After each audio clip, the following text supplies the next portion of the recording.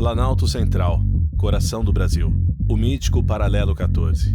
Cerrado exuberante, berço de águas, onde serras e montanhas se tornaram muralhas indevassáveis para a proteção de um povo liberto pela própria coragem. Nessa região, há mais ou menos 300 anos atrás, escravos fugidos chegaram, fizeram moradia e criaram uma sociedade que só viria a ser descoberta nos anos de 1950. Se autodenominaram Calunga. Ali gerações se integraram com a natureza e dela tiraram alimentos, remédios, vestuário, móveis, ferramentas, instrumentos musicais e lares. Hoje, o Quilombo Calunga é o maior território quilombola do Brasil, com uma população de aproximadamente 8.000 habitantes espalhados em um território de 270 mil hectares, divididos em 37 comunidades. O olhar externo materializado nesse documentário é uma pequena fração de alguns dias de convívio com parte desse povo, onde pudemos registrar, mesmo que de forma fragmentada, algumas paisagens, tradições, pensamentos e mensagens externados por eles mesmos. Procuramos aqui apresentar um pouco dessa diversidade e histórias de hoje, de ontem e do raiar do amanhã, através da voz do seu próprio povo, o povo Calunga.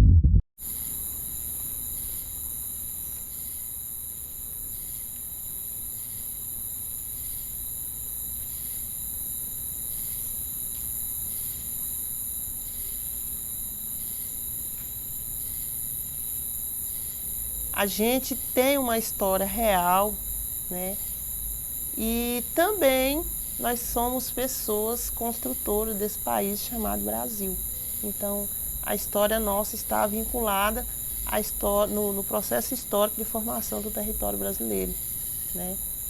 E o que a gente honra mesmo é as nossas origens enquanto africanos também. Então, aqui eu considero uma África Calunga.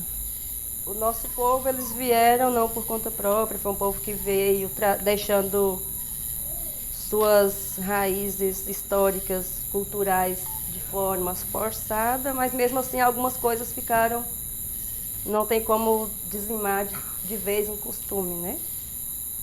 Nós temos que valorizar a luta daqueles que começaram. A gente é o caminho, porque nós somos o presente, certo? A garantia que se existe um futuro do outro é a garantia do que fez um presente no momento. Então o futuro ele depende de um presente. Mas que para existir esse presente teve um passado.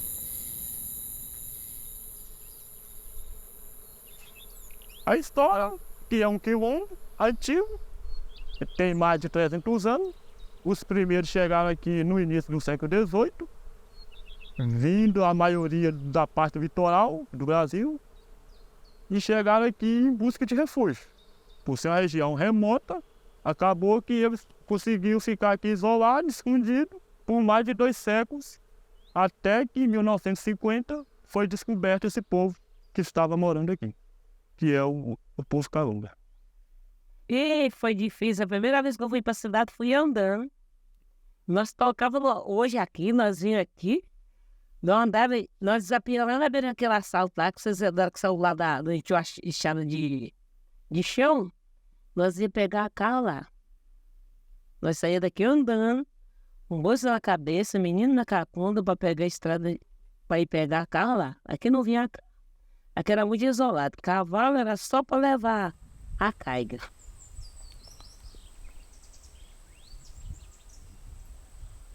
Que nós sofremos demais, mas é. Cidade ninguém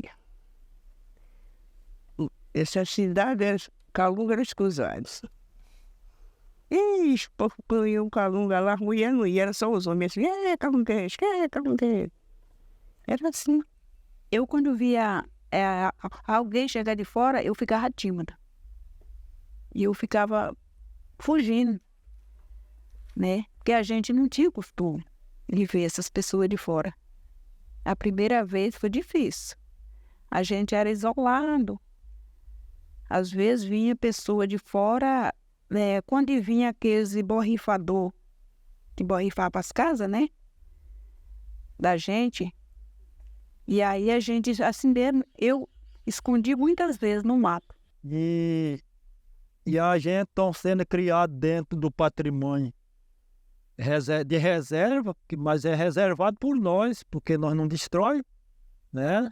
Olha, eu moro aqui há 60 anos, você vê os pés de árvore que tem aqui, ó, que eu nasci, um já tinha, e outros nasceu depois de eu, e eu tô zelando desde o tamanho que tá aí.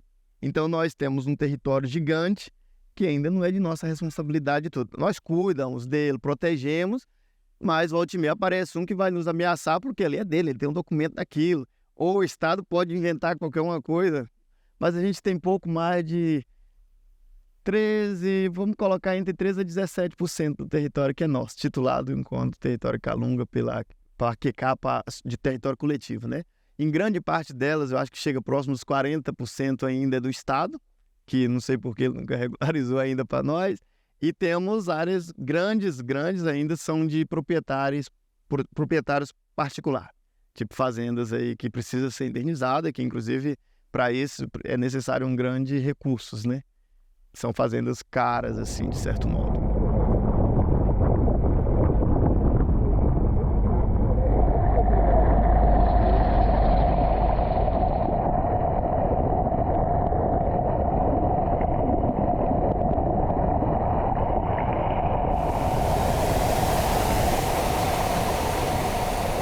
O turismo de natureza, os primeiros passos dele foi na década de 90, quando os primeiros visitantes começaram a visitar a cachoeira lá da comunidade do Engenho 2, a Santa Bárbara, Candaru e a Capivara. E aí, até então, não era um atrativo oficial que era aberto para turismo, bem como na Chapada dos Veadeiros ainda o turismo era a passos lentos.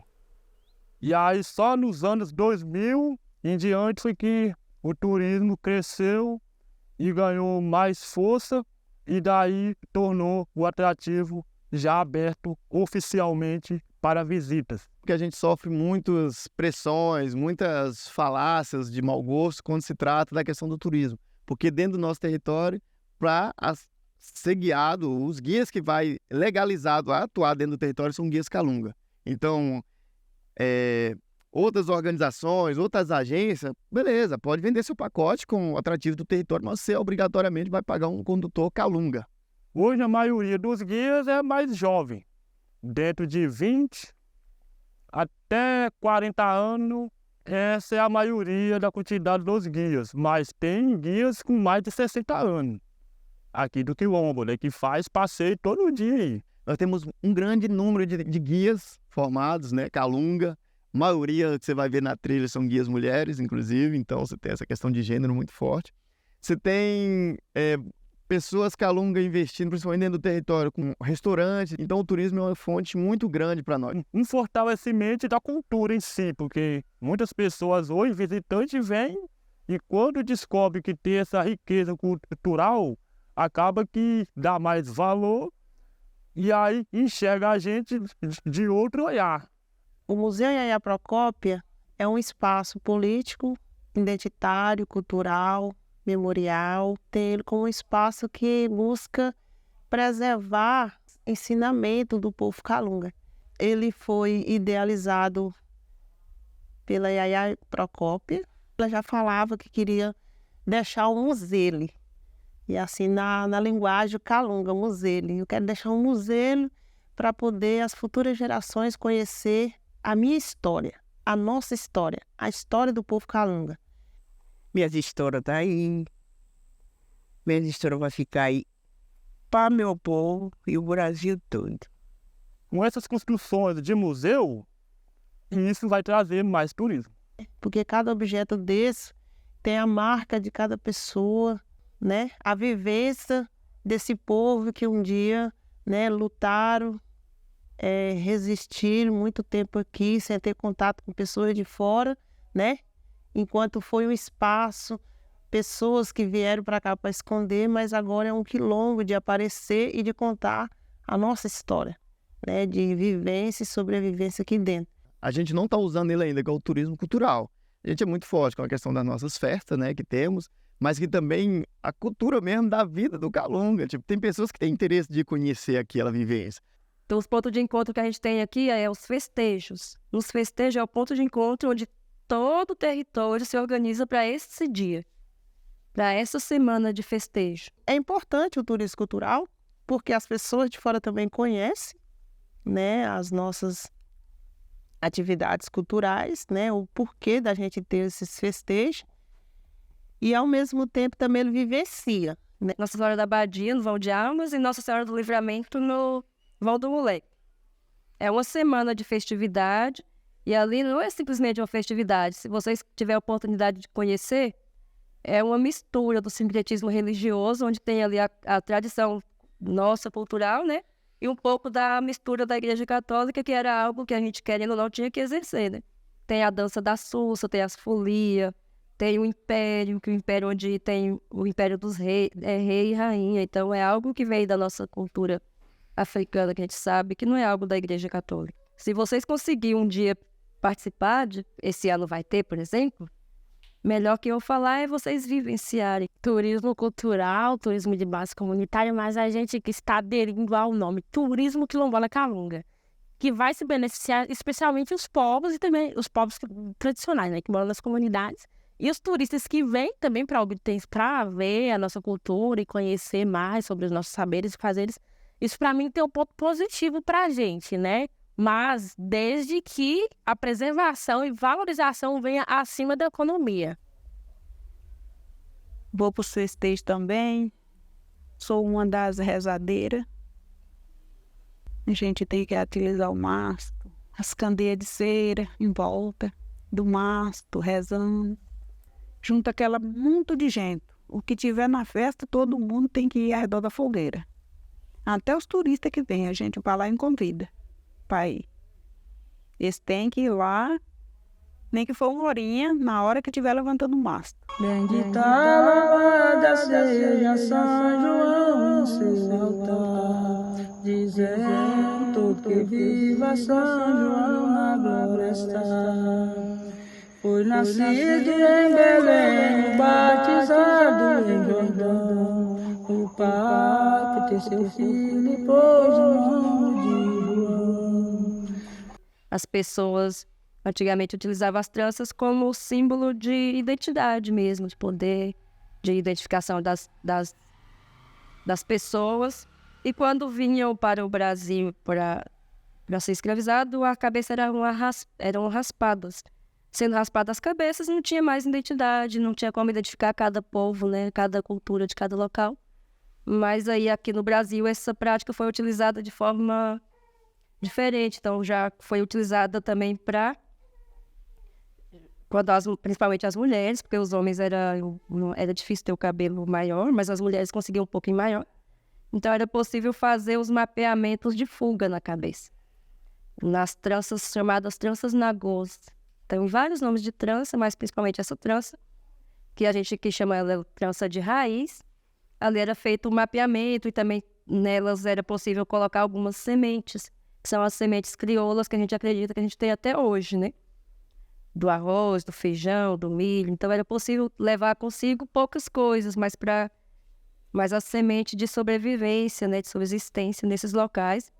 E sabendo disso, identificando o nosso território, que é um território que tem 39 comunidades, é possível concluir, que a gente não tem história registrada, é possível concluir que as pessoas, esse estilo de subsistência, de permanência no território, por ser a mesma família distribuída em 39 comunidades, tudo indica que é um estilo de fuga, né, de resistência.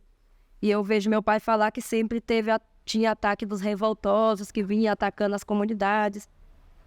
E aí tem as comunidades distribuídas aí nos territórios e também tem os pontos de encontro. Então a gente acredita que isso foi utilizado nessa forma de mapeamento, né? Eu acredito que seja feito, que é o ponto onde sempre retorna todo ano esse ponto de encontro para troca de semente, para celebrar festividades de colheita, né? E também casamentos, aumentar as famílias, batizados, que é as romarias, que acontece todo ano no Vão de Almas, Vão do Moleque, que são 2 pontos centros, né? Do território. Eu acredito que seja um pouco dessa cultura, dessa tradição que veio nas raízes e conseguiu sobreviver E as pessoas não conseguem falar que e pode ter sido assim, né? Que não tem um registro. Mas sabendo que a história é isso, a gente tem essa prática, né, das tranças, raízes e nagôs, que não é simplesmente um penteado, mas tem consigo símbolos da resistência. Um pouco disso. Perfeito. Você falou que então fazia as tranças, colocar umas sementes crioulas ali. Do arroz, do feijão, do milho. Hoje ainda no território a gente tem várias qualidades de arroz, várias qualidades de feijão.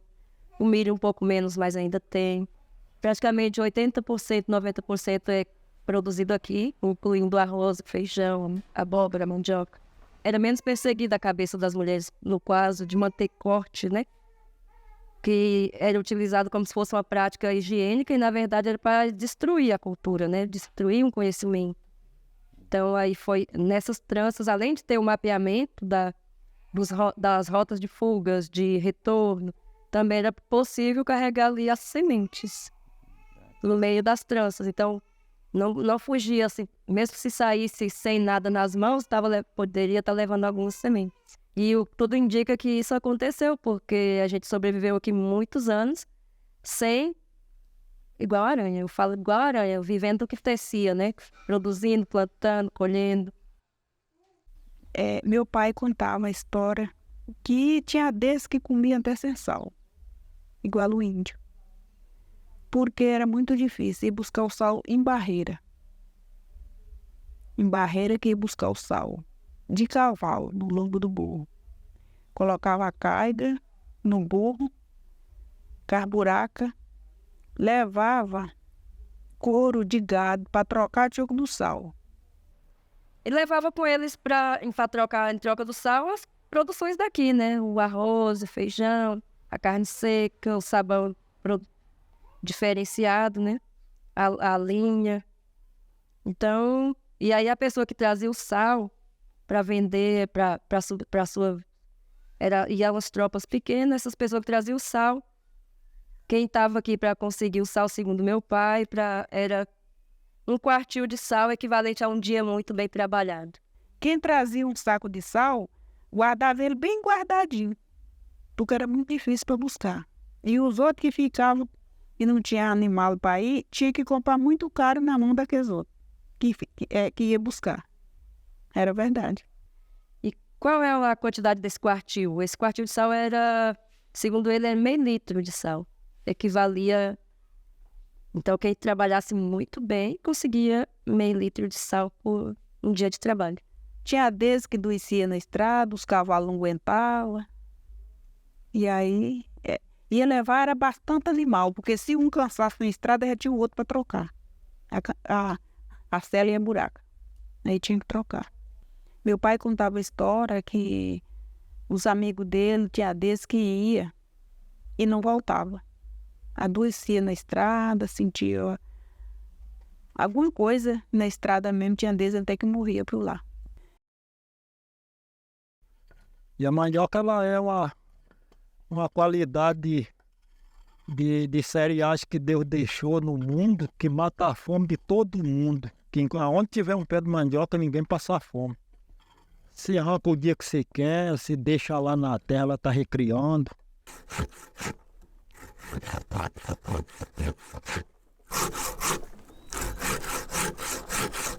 Essa madeira chama angico, madeira de angico.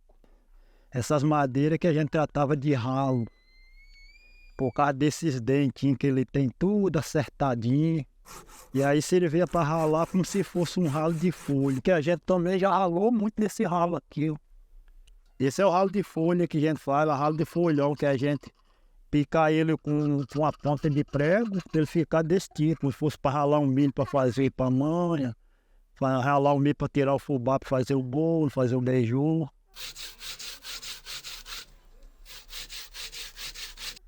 E como a gente faz, já fez muita farinha com isso aqui.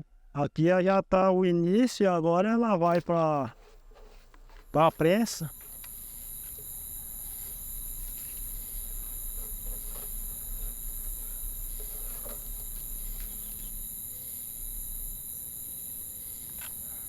Como se é a prensa que a gente faz, para a pasta ficar pronta para vir para o forno.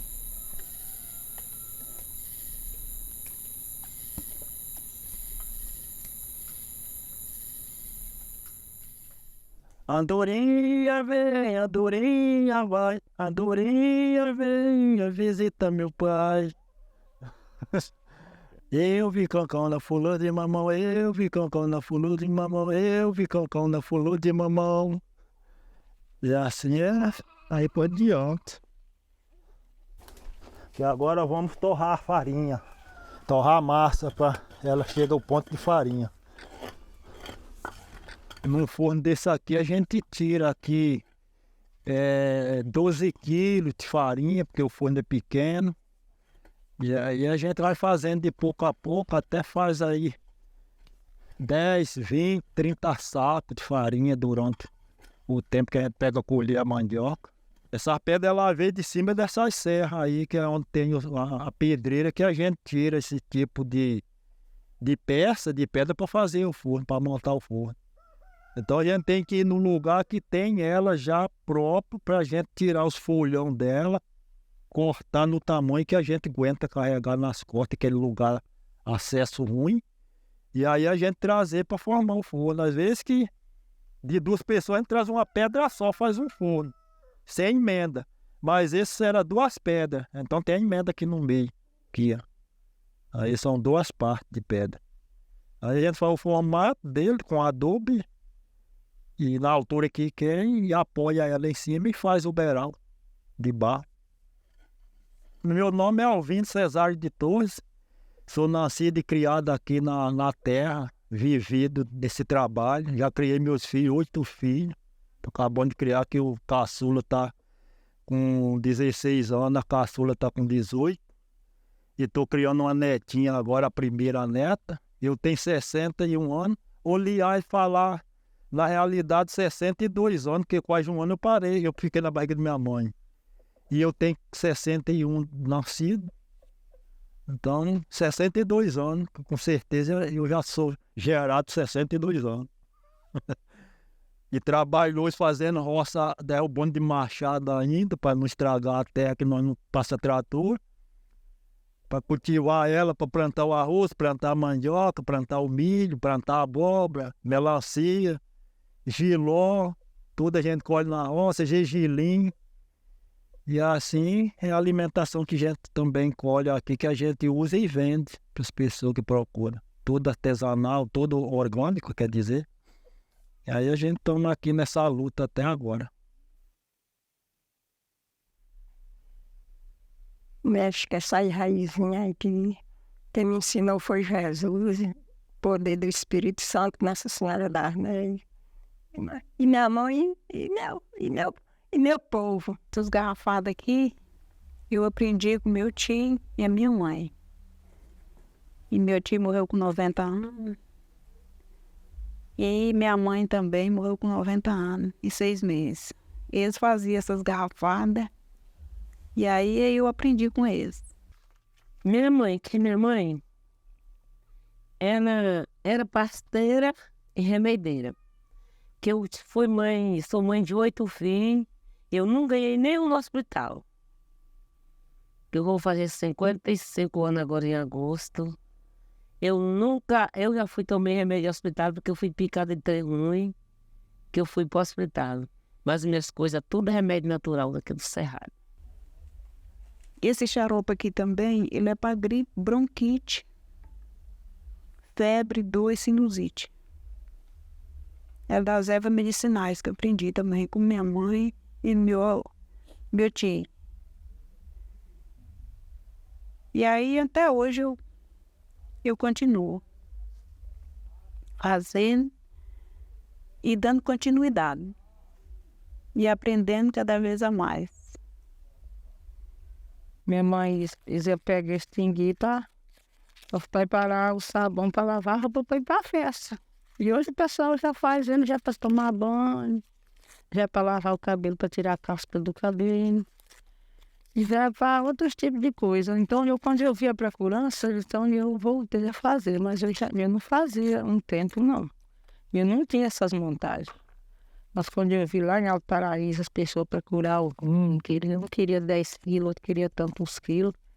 Aí eu pensei, eu vou voltar a fazer as coisas que antigamente fazia.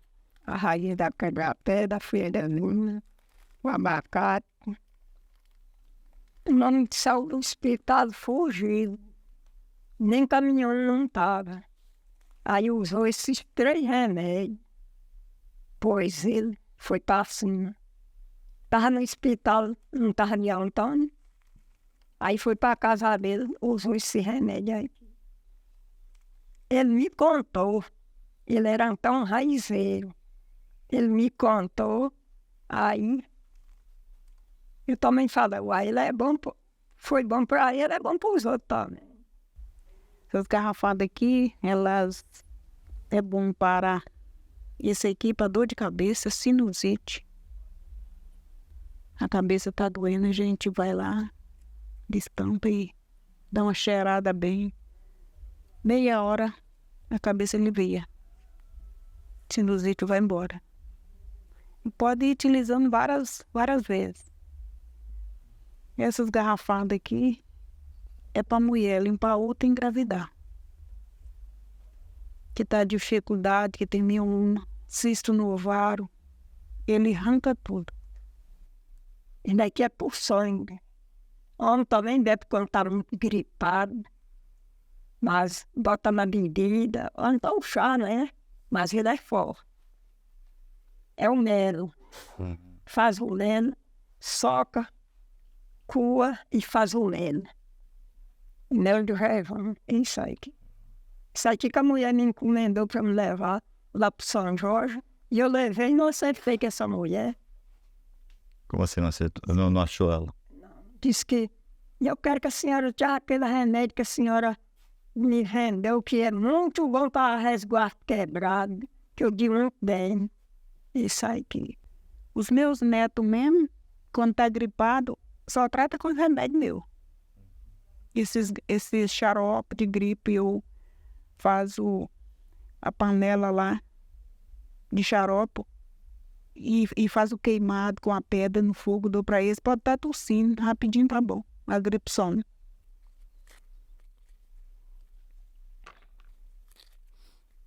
E hoje é uma parte assim que eu acho, que eu já aproveito nos 2 lados, porque eu já retiro o óleo, estou vendo o óleo porque é um óleo que vende bastante.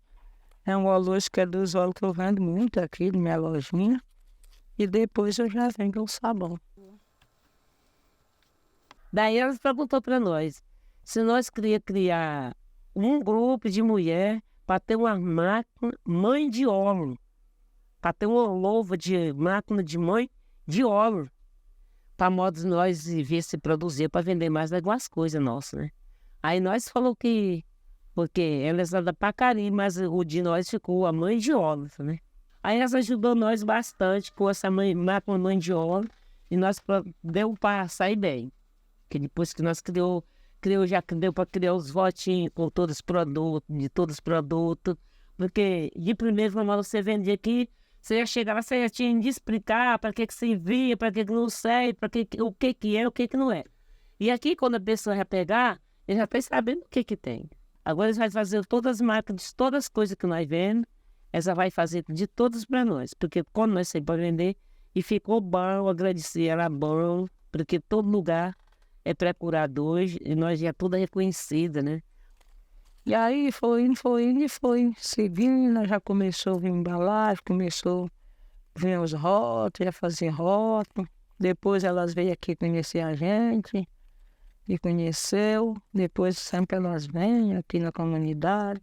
Teve umas que desistiu, dessas primeiras que entramos, ficou só eu e a Fiota e a Tuta e Dirani, nessa turma de 10. 6 já desistiu.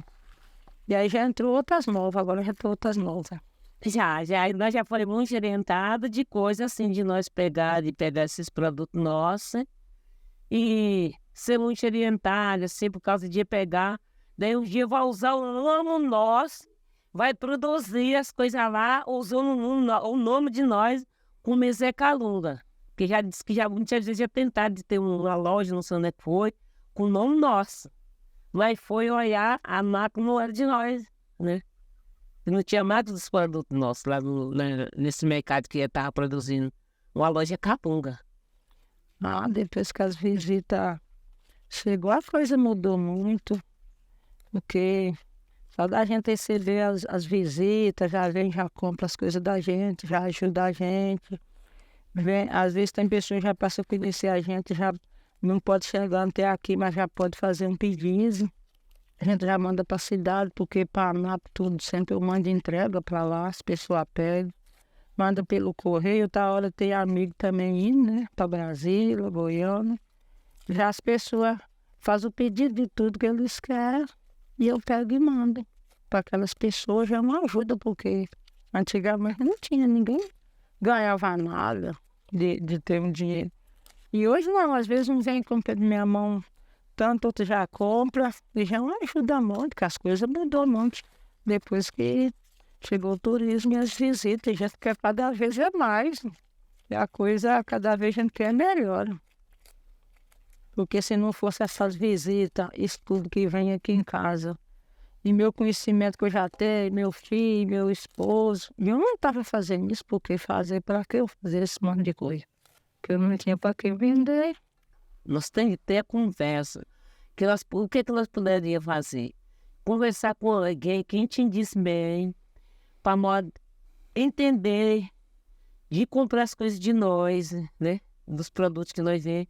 Ia sentar uma loja, o que fosse, né? Meio que usasse o nome de nós, mas comprando o produto nosso, para dispor lá. Aí ficava bem... A gente achava que ficava bem legal. De que nós saímos vendo um tiquinzinho aqui, vendo um tiquinzinho lá. Acontece tá aqui. Agora, quando eu não tenho das águas, nós não podemos nem produzir muita coisa. Nós só temos que produzir bem pouquinho, a coisa que vem que vai produzir e assumir.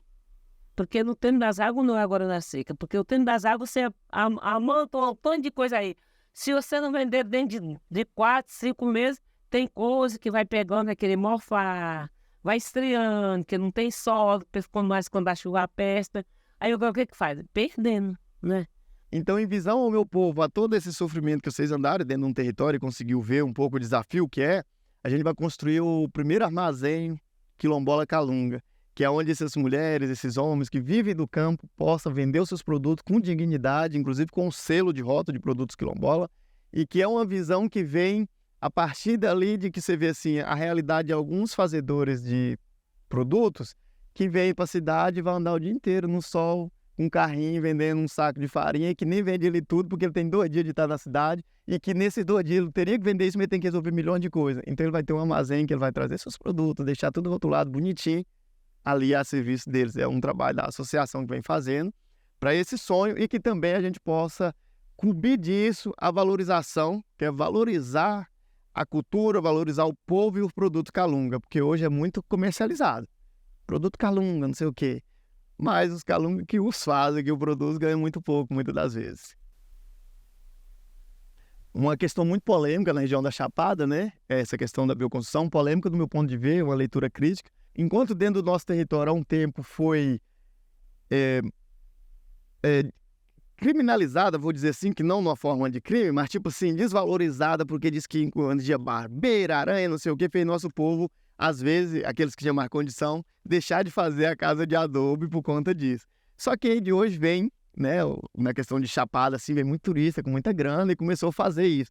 A construção de adobe, de taipa, de pau-a-pique, e com isso acrescentou muito um valor que hoje é dificultoso para a gente, se a gente mesmo não construir, pagar um construtor para construir de bioconstrução. E aí o que eu queria dizer nesse sentido é que eu, enquanto bioconstrutor apaixonado pela área e também estudioso no campo, a minha luta, que é uma luta legal, que eu vou sempre oferecer, é que essas pessoas construam com bioconstrução, que façam uma casa de adobe, que façam um belo acabamento, que é possível. Inclusive eu tenho minha casa como um grande portfólio que eu fiz com as minhas próprias mãos, né? E aí eu levo para a juventude esse campo. Vamos fazer, né? É mais barato, é mais bonito, é mais histórico, é mais ancestral nosso. O nosso povo que está lá no meio da comunidade, às vezes tem comunidade que está no meio arenoso, está no meio argiloso, cascalhento, que é terra de cascalho, né? A gente chama de cascalheiro, e eles constroem suas moradias, seja pau a pique ou seja de adobe. Então, quando você entra para o campo da gourmetização das coisas, ele começa a dizer que tem tipo de terra X e tem capim tal, coca-fema e não sei o quê. Mas não tem, no conhecimento que é esse que eu compartilho, não tem escolha de terra. Tem terra que você vai ter o quê? A dificuldade dela sair mais da forma ou que ela é mais arenosa. Você vai ter, às vezes, terra que é mais argilosa. Terra mais arenosa, às vezes você tem facilidade para sair da forma. Eu corto sem adubo, não preciso lavar a forma. Para mim, o que estou fazendo é bom. Só que às vezes esse adubo ele é mais fraco um pouco. Se você ficar enxergando, ele vai desfarinhar, entendeu? Mas para vedação, eu não defendo um tipo de terra. Agora, se você vai fazer uma casa estrutural, que você não vai usar ferragem nenhuma, eu aconselho que você pegue uma terra que tenha 70% argila e 30% arenosa. Mas como que você vai fazer esse estudo na nossa ancestralidade, né? Aí eu estou falando desses caras que querem esse tipo de material para fazer um estudo, eu aconselho isso. Mas para nós não existe. Ou no chão tem água e tem terra, seja cascalho, seja arenoso, a gente vai fazer e constrói. Então eu trago muito nesse campo de que não existe.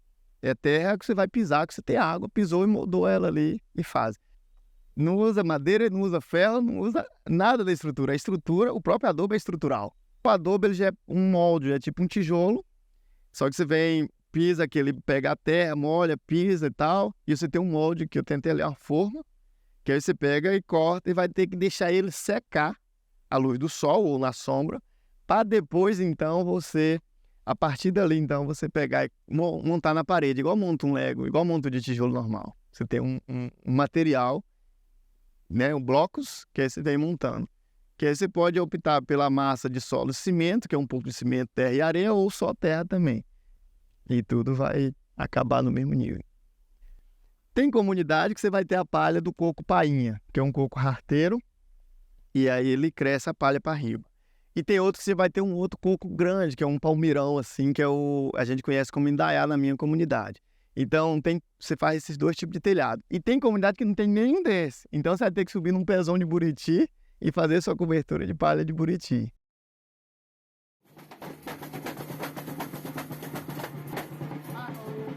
Então, a mensagem que eu deixaria para esses companheiros, para todos que puder ver esse vídeo, né, que estiver vendo, é que pense que o nós é a melhor coisa para mim. Eu só existo porque alguém existiu e que a partir de mim outro existirá pela minha existência. Então a grande preocupação é que a gente valorize e tentem nos conhecer da nossa ancestralidade. A partir daí entendemos o futuro e o caminho para onde a gente precisa e que devemos caminhar.